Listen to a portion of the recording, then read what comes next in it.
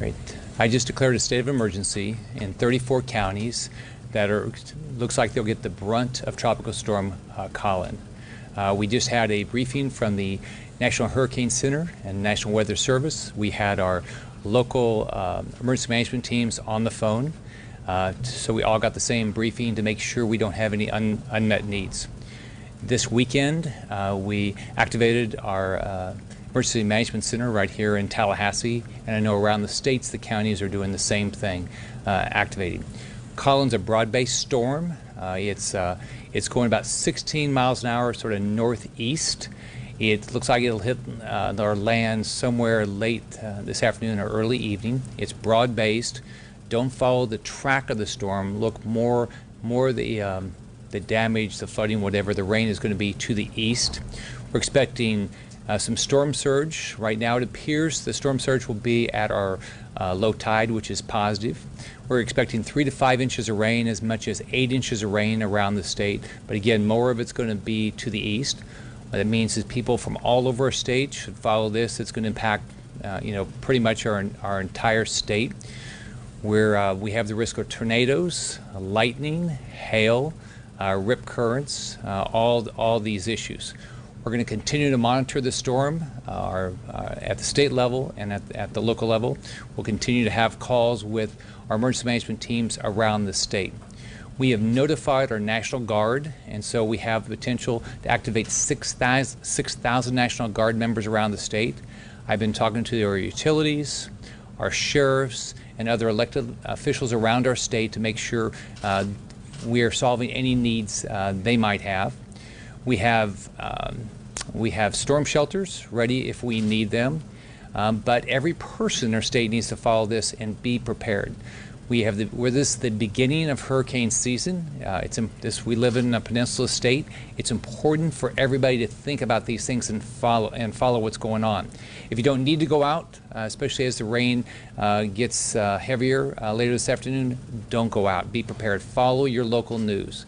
If you have any concerns about whether there's going to be any flooding in your area, as you follow your local news, have water, have your food, have a radio that you can listen to if you're worried about losing power.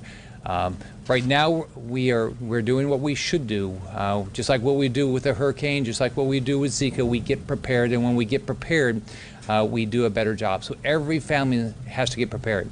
But we have an executive order. We can extend from the 34 counties if we need to. Our National Guard is ready. Our state emergency management team is ready. Our counties are ready. And we're going to continue to monitor this. But every family's got to monitor it. I'm glad to answer any questions anybody has.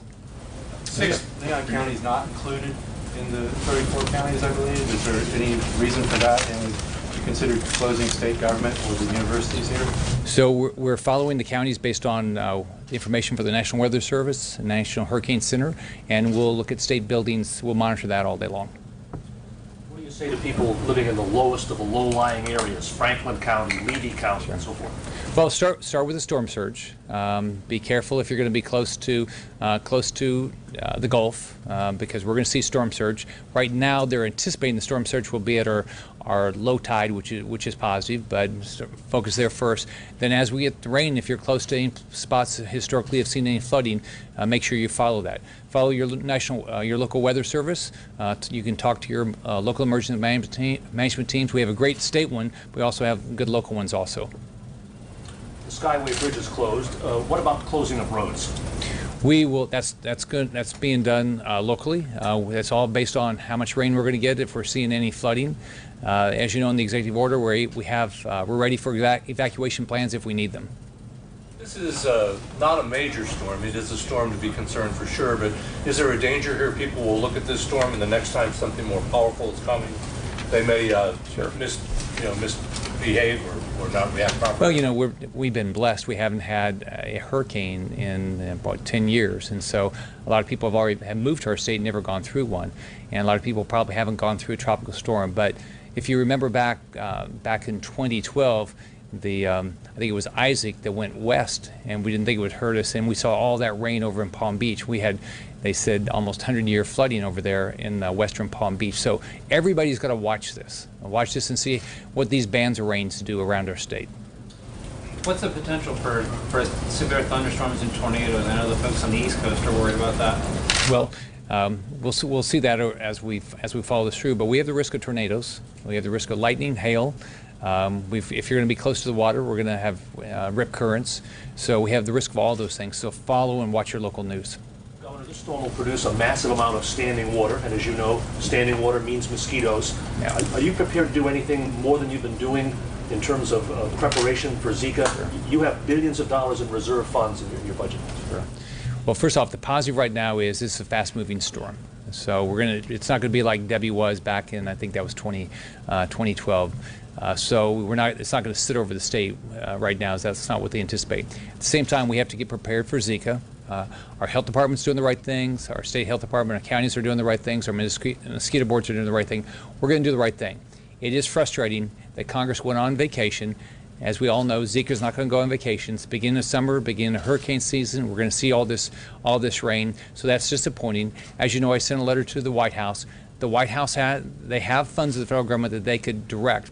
We were very specific of what our needs were, whether it's insecticides, whether it's personnel, whether it's mosquito traps, whether it's protective gear. They should fulfill those needs right now. You said on Fox on Friday that the state is spending money to prepare for Zika. How are you spending that money? Well, right now it's Department of Agriculture, it's Department of Health, it's county health departments, and then locally the mosquito boards are spending money. But again, the federal government ought to do their part. I mean, this is going to impact Zika is going to impact our entire country. If you look at hurricane season, rain, we've got the Olympics coming up. And we already have a child now in New Jersey that's impacted, has the side effects of Zika. We watch issues that are going on in Puerto Rico or Brazil. The federal government needs to show up and do their job. On a storm like this, everybody seems to focus so much on the point of landfall. This thing is a big sprawling mess. I mean, for folks concerned about their particular area, what should they be watching for? The risks in different parts of the state. Don't look at the path. Look primarily. There'll be some to the west, but primarily to the east of this path. So the only way you're going to know this is you have to follow your local news. But the rain is primarily going to be to the east. Now we are going to see storm surge, but you're going to have a risk of tornadoes. You're going to have a risk of hail. You're going to have a risk of lightning. You're going to have, if you're close to the coast, rip currents. So follow it locally, but don't just follow the path of this. What presents a greater risk right now to the state? Are you more worried about Zika, or are you more worried about the coming hurricane season? I know that we had the hurricane conference a few weeks ago in Orlando, and you actually had left that to go to Orlando or to go to DC to try and get money from the DHS. It's both. I mean, this is a state that knows how to get prepared. We're going to do our part. The feds need to do their part. So we have a very good Department of Health. We have good mosquito boards around our state. So we are getting, in Department of Agriculture, we are getting ready for Zika. The feds should do their part. They shouldn't have gone on vacation without funding Zika. Congress shouldn't. Zika's not going on vacation. Now, at the same time, we're going to follow a tropical storm, we're going to follow a hurricane, we're going to follow all the weather, and we're going to do the right thing, whether it's the National Guard, whether it's emergency management teams, whether it's the local elected officials. We're going to do the right things in our state.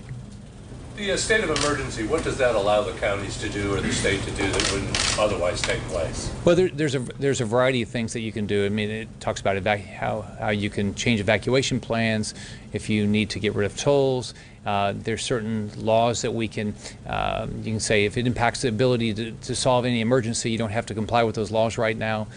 Make sure there's not going to be anybody charging too much, price gouging, things like that. The way the storm developed pretty quickly and over the weekend when maybe not as many people weren't paying attention,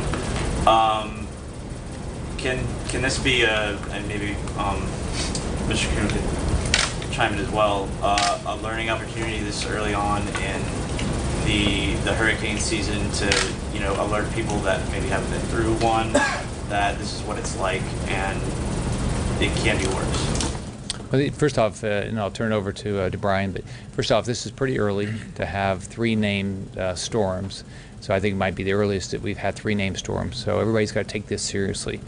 But you have to, we're going to do our part. The state's going to do their part. I'm sure the local management teams are going to do their, emergency management teams are going to do their part. But every family's got to do their part. I mean, follow the news. Don't go out. Don't drive through standing water. Don't go outside if you don't need to go outside. Don't get out of your house. Have water. Have food. Have radio that you can listen to the National Weather Service with batteries. If you have somebody that needs medication, have enough medication on hand. Know if you think you're going to need a shelter, know where the shelters are. Do all those things to get prepared. So hopefully this will not, we won't have significant issues here, but we do have risk.